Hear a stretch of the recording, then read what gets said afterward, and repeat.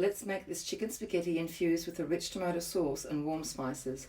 Start by rendering the fat off the cutlets or chicken we've butchered, then set them aside and wipe the pan clean.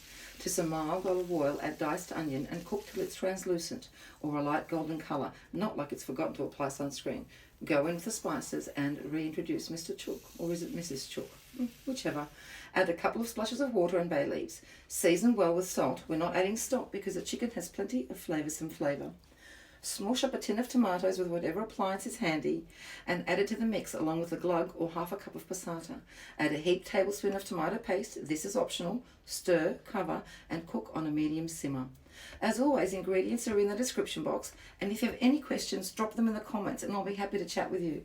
At the 45-minute mark, the water is boiling, our sauce is on the lowest heat, and we cook this robust gluten-free spaghetti for 12 minutes from the time it was placed in the water.